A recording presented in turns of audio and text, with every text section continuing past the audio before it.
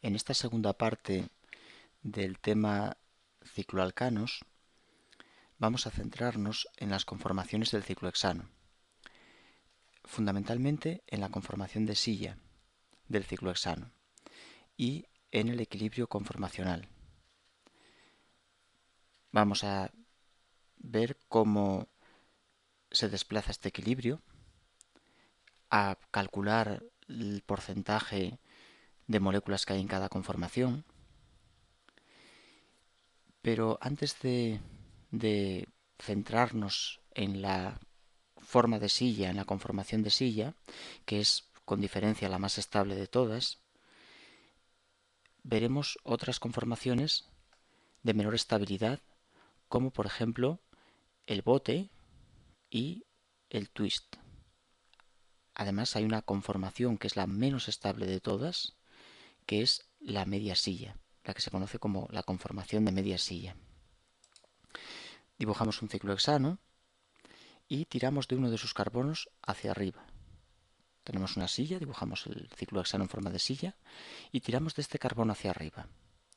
Y el resultado es, si tiramos dejando este carbono, no subiéndolo completamente hacia arriba, sino dejándolo a medio camino, obtendremos una conformación que llaman de media silla. Es la conformación de media silla. Esta conformación presenta una elevada energía, es la más energética de todas.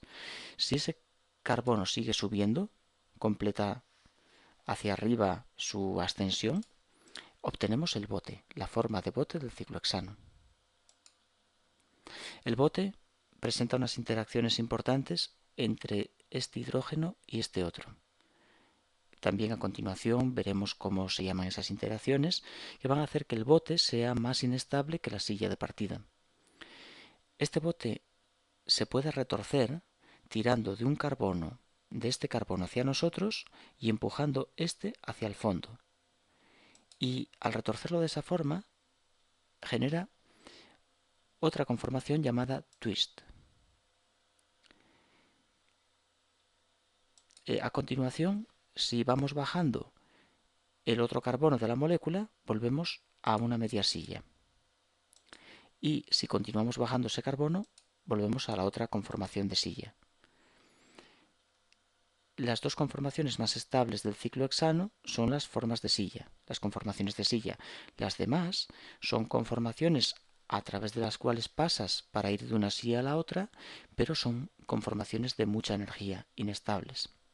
Vamos a dibujar un diagrama en el que se puede observar la gran diferencia de energía que existe entre esas conformaciones y las de silla.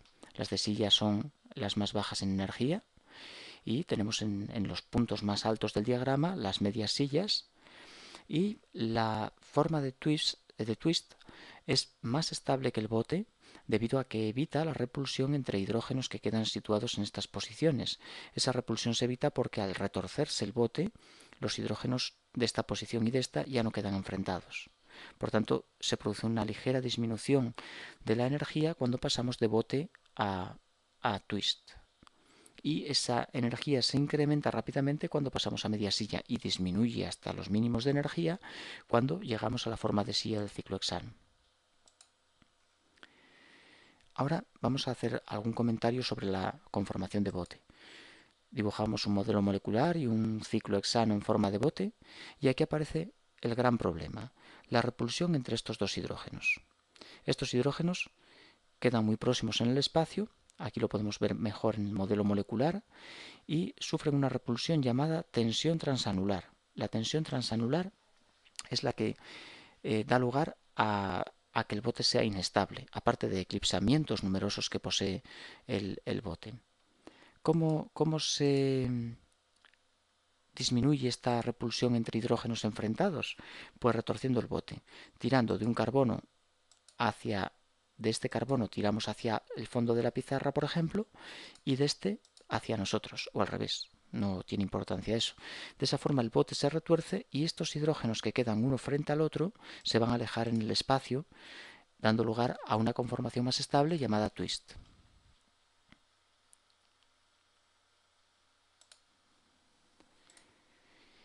Bien, una vez que ya tenemos las conformaciones del ciclohexano, nos vamos a centrar ya en la forma de silla y vamos a ver el equilibrio conformacional.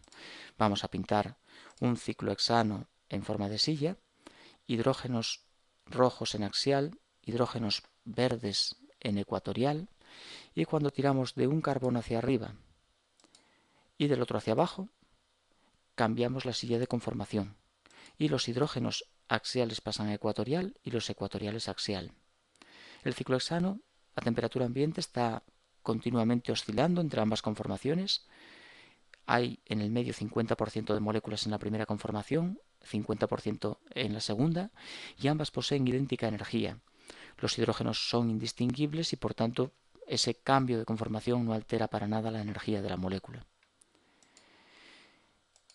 Aquí podemos ver en estos modelos moleculares cómo el ciclohexano cambia de conformación.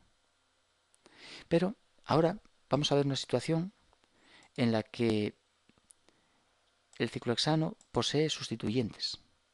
Vamos a dibujar un ciclohexano que tiene un metilo. Y cuando a un ciclohexano le colocas un sustituyente, hay dos posibles posiciones. Puedes colocarlo en posición axial, que es el caso que nos ocupa, o bien en posición ecuatorial. Y cuando la silla cambia de conformación, si el metilo está en posición axial, pasará a posición ecuatorial. Y si está en posición ecuatorial, el cambio de conformación nos lo dejará en posición axial. Dibujamos ese equilibrio conformacional. Aquí podemos ver cómo el metilo axial pasó a posición ecuatorial. Este equilibrio ya no es 50-50, sino que hay una conformación más favorable que la otra. ¿Y a qué se debe eso? Se debe a que el metilo es un grupo voluminoso y queda enfrentado a los hidrógenos rojos, que tienen posición 3 con respecto a él, y que también están en axial, igual que él. Y ahí aparece una interacción muy importante, conocida como interacción 1,3 diaxial. Este hidrógeno y el metilo se repelen, y este y el metilo también se repelen. Bueno, y entre ellos también hay repulsión, aunque al ser muy pequeños, los hidrógenos, la repulsión entre ellos es mucho menor que entre ellos y el metilo. Esa repulsión tiende a hacer que este carbono baje hacia abajo y este suba, es decir, cambias hacia la otra conformación de la silla. En esta conformación el metilo está en ecuatorial y no tiene hidrógenos enfrentados. Podría pensarse que este hidrógeno que tenemos aquí queda muy próximo al metilo, pero no está frente a él. El metilo está orientado hacia arriba y ese hidrógeno va orientado hacia abajo. Están a 60 grados. No hay hidrógenos enfrentados como ocurre en esta primera conformación. Por tanto, cuando el metilo está en posición ecuatorial, la conformación del ciclohexano es mucho más estable que cuando se encuentra en posición axial. Eso hace que el equilibrio conformacional se desplace hacia la derecha. A la derecha tenemos la conformación más estable. Podemos tomar como regla general que la conformación estable de un cicloalcano es la que deja más grupos en ecuatorial, o los grupos más voluminosos deben estar colocados en ecuatorial, porque ahí no tendrán las interacciones 1,3 diaxiales. Vamos a ver un modelo molecular, bueno, un dibujo en el que podamos apreciar mejor estas interacciones. Metilo, grupo voluminoso, interacciona con el hidrógeno que tiene en posición 3 respecto a él y con el otro hidrógeno que tiene en posición 3. Interacción conocida como 1,3 diaxial. Aquí podemos verlo mejor en el modelo molecular.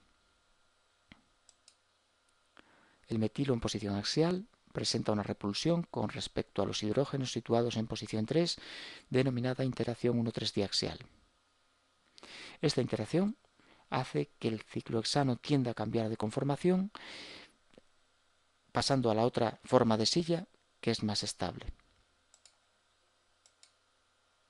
Vamos a ver el equilibrio conformacional en el trans 1,4-dimetilciclohexano. Dibujamos una de las conformaciones del trans 1,4-dimetilciclohexano. Lo primero es necesario comentar que indica trans. Trans ya sabemos que se refiere a grupos que van a lados opuestos, grupos iguales que están colocados a lados opuestos. En este caso se refiere a la posición espacial de los metilos. Si partimos del carbono de la silla y nos movemos hacia el metilo, vamos hacia abajo. Si del otro lado partimos del carbono de la silla y nos movemos hacia el metilo, vamos hacia arriba. De manera que esos metilos quedan colocados a lados opuestos y por tanto se dice que están trans. Si cambiamos la silla de conformación, los metilos que están en posición ecuatorial pasan ambos a posición axial. Y en esta nueva conformación surge una repulsión muy importante. La repulsión entre cada uno de estos metilos y los hidrógenos que hay en posición 3, que los vamos a dibujar. Este hidrógeno y este otro, en posición 3, sufren la repulsión con el metilo de abajo. Y hay otros dos hidrógenos también por la parte de arriba de la molécula en posición axial que interaccionan y se repelen con el metilo que tenemos en posición axial. Estas interacciones 1,3 diaxiales, tanto con el metilo de abajo como con el de arriba, hacen que esta conformación del ciclohexano sea muy inestable y el equilibrio, por tanto, se desplaza hacia la izquierda. La conformación que tiene ambos metilos en ecuatorial es mucho más estable.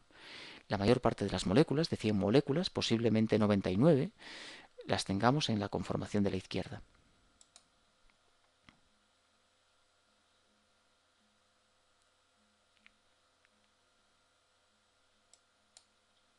Modelos moleculares que permiten ver esto. Los metilos en naranja carecen de repulsiones al encontrarse en posición ecuatorial. El cambio de conformación nos deja, bueno, aquí hay un cambio de colores, ¿no? Nos deja este metilo en posición axial, aquí lo tenemos, y enfrentado a los hidrógenos que tengo naranja.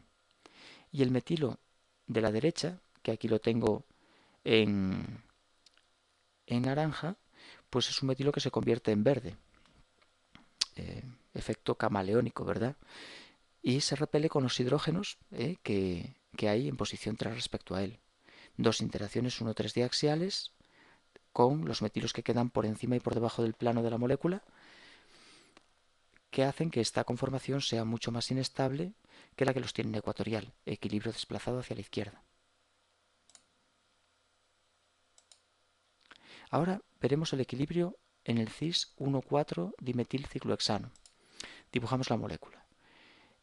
Este isómero es el cis porque si partimos del carbono de la silla y nos movemos hacia el sustituyente, vamos hacia abajo. Si partimos del carbono de la silla y nos movemos hacia el sustituyente, vamos también hacia abajo. Por tanto, es un cis cicloalcano. Este metilo en axial y este en ecuatorial cambiarán su posición al cambiar la silla de conformación. El axial a ecuatorial y el ecuatorial a posición axial. En el caso de la conformación de la izquierda, el metilo axial tiene interacciones con los hidrógenos que hay en posición 3, repulsiones 1,3 diaxiales. El metilo ecuatorial no presenta esas interacciones. En la silla de la derecha, parece que no dibujé los hidrógenos que interaccionan con los metilos. En la silla de la derecha tenemos la misma interacción entre el metilo, que señalo aquí, y los hidrógenos que quedan enfrentados en estas posiciones. Creí que los había dibujado, pero no, parece que no los pinté. ¿El resultado qué es? Pues en una conformación tenemos una interacción entre este metilo y dos hidrógenos, y en la otra tenemos la interacción entre este metilo y los otros dos hidrógenos. Es decir, ambas conformaciones poseen igual energía y por tanto se trata de un equilibrio 50-50. No es un equilibrio desplazado. La mitad de moléculas se encontrarán en la conformación de la izquierda y la mitad de moléculas se encontrarán en la conformación de la derecha.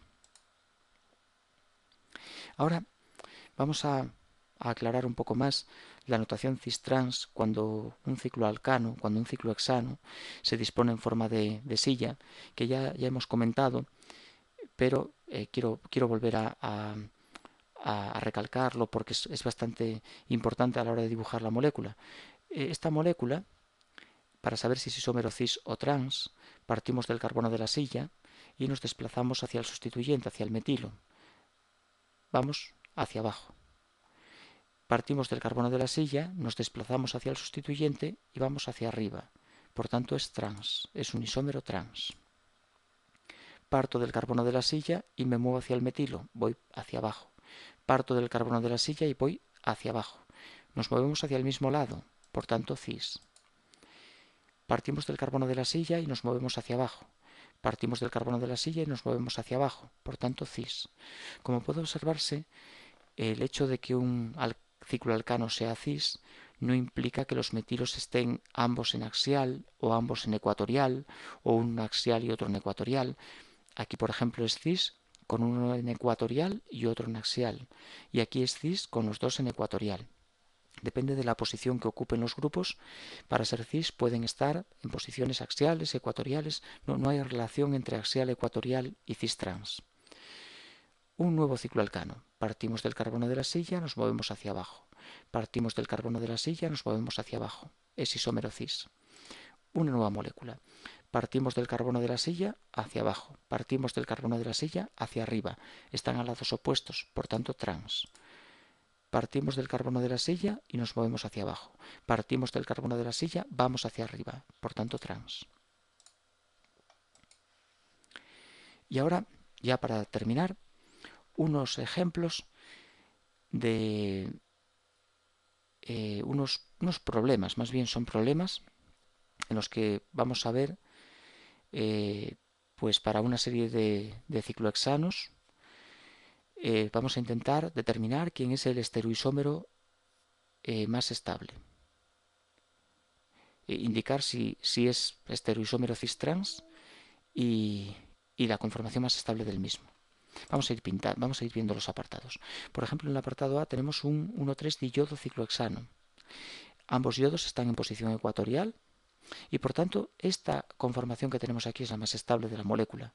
Si pintamos el equilibrio conformacional, los yodos se van a posición axial y aparecen interacciones 1,3 diaxiales. Por tanto, equilibrio muy desplazado hacia la izquierda.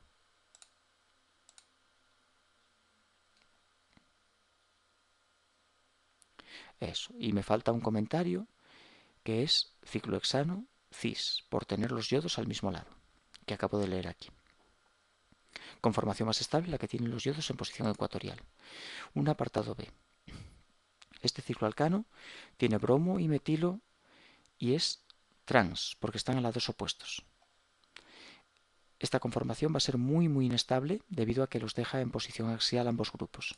Si cambiamos de conformación, obtendremos la conformación de mayor estabilidad con bromo y metilo en posición ecuatorial. Equilibrio desplazado a la derecha. Ciclohexano trans, sustituyentes orientados a lados opuestos del ciclo. Conformación de la derecha, la más estable. Un ciclohexano con bromo en 1 e isopropilo en 4. Isopropilo, grupo muy voluminoso. Por tanto, la repulsión con los hidrógenos que hay en posición 1,3 será muy importante. Esta conformación va a ser poco estable y el equilibrio se desplazará hacia la derecha, hacia la conformación que tiene ese grupo voluminoso en posición ecuatorial. El bromo más pequeño sufre menos repulsiones con los hidrógenos que hay en 1,3. Por tanto, siempre el grupo voluminoso en posición ecuatorial y el pequeño que nos quede en posición axial. Si nos movemos hacia el bromo, subimos hacia arriba. Y en el caso del isopropilo, también nos movemos hacia arriba. Isómero cis. Y conformación más estable, la de la derecha. Apartado D. Tenemos un ciclohexano con un etilo y un metilo en posición 1,2. Es un isómero cis. Tanto etilo como metilo, al ir hacia ellos, nos movemos hacia abajo.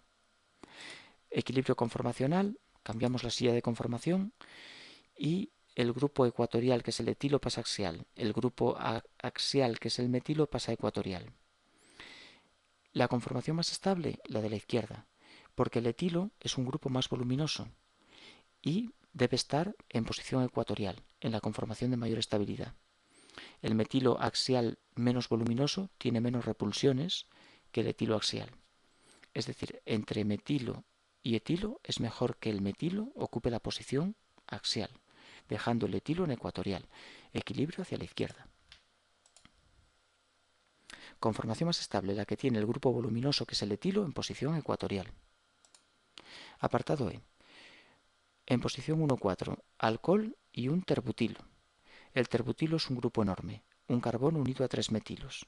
Este grupo debe encontrarse en posición ecuatorial. La conformación que deja un terbutilón axial apenas tiene importancia. No existe en el medio esa conformación. Así que este ciclo hexano estará exclusivamente en la conformación que tenemos dibujada aquí. El equilibrio conformacional será totalmente desfavorable. No existirán apenas moléculas en esta segunda conformación. La repulsión del terbutilo con los hidrógenos que hay en esta posición y en esta hacen que sea inviable esa conformación.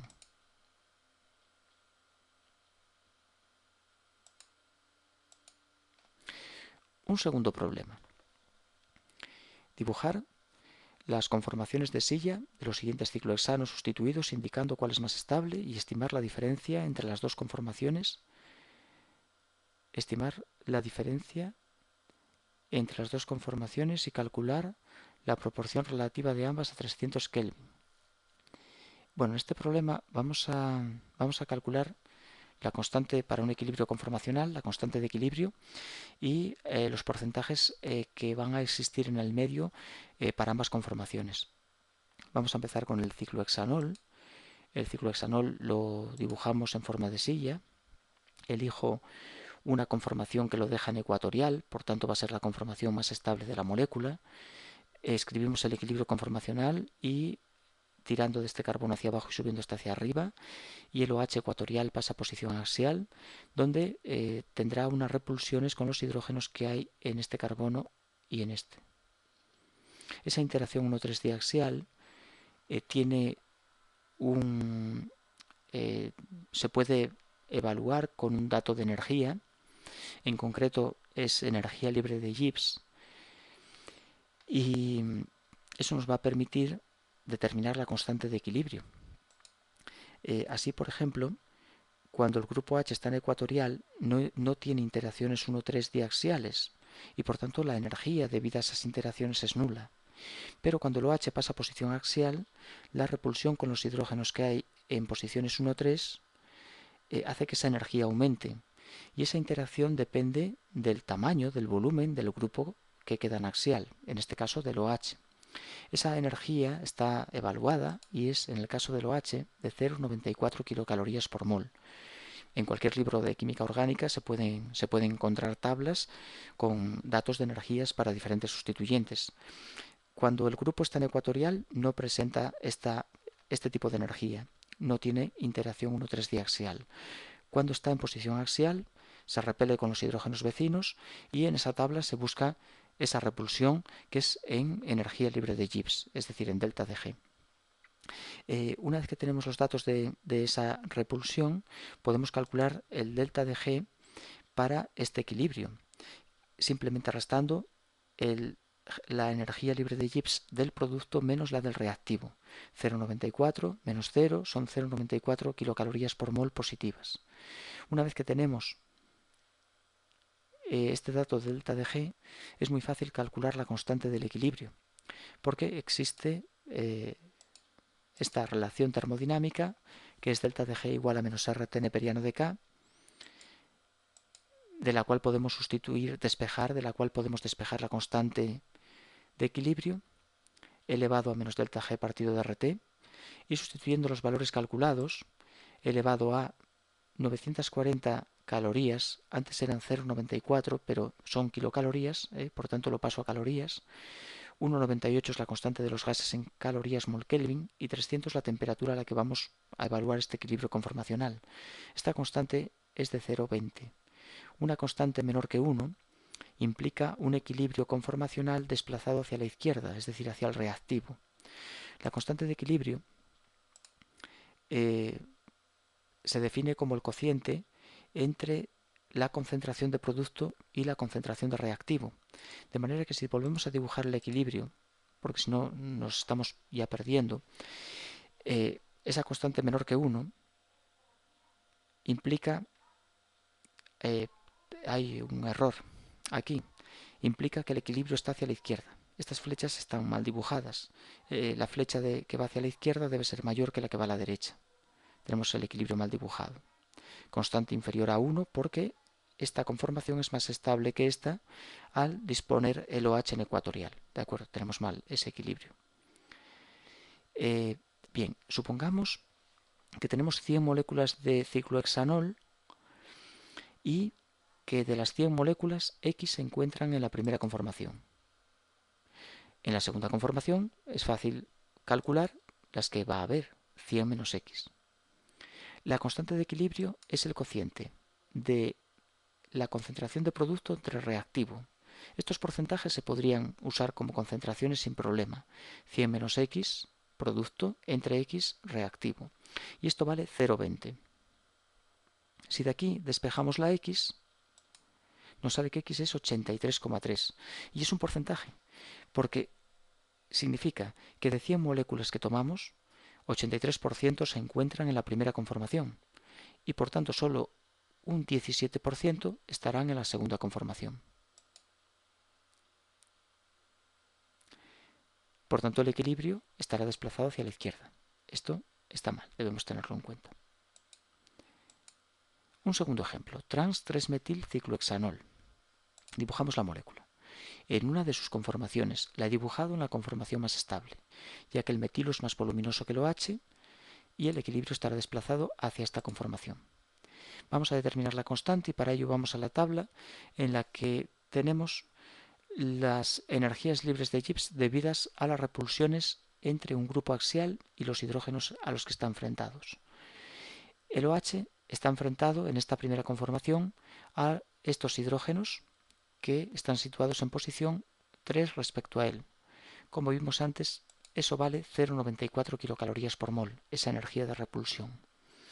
En la segunda conformación es el metilo el que queda enfrentado a hidrógenos que están situados en este carbono, en el carbono del OH, verticales hacia abajo, y en este otro carbono del fondo. Esa repulsión, según la tabla, vale 1,75 kilocalorías, perdón, 1,7 kilocalorías por mol. El delta de G para ese equilibrio conformacional es 1,7 menos 0,94, siempre restando productos menos reactivos, es decir, 0,76 kilocalorías por mol. Con ese delta de G podemos fácilmente calcular la constante de equilibrio. Delta G igual a menos RT neperiano de la constante y despejando tenemos que la constante vale 0,27. Es decir, de nuevo el equilibrio desplazado hacia la izquierda. Constante menor que 1, equilibrio desplazado hacia los reactivos. Con esa constante tomamos 100 moléculas, X en el reactivo, 100 menos X en el producto.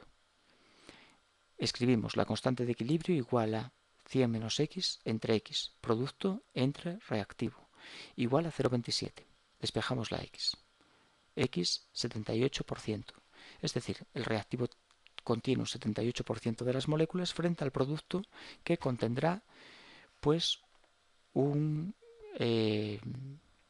21 y pico por ciento. Bueno, pues aquí terminamos la teoría de los cicloalcanos. Creí que teníamos algún comentario más, pero se acabó aquí la presentación. Espero que este pequeño curso de teoría sobre cicloalcanos haya sido de ayuda y no haya sido muy aburrido.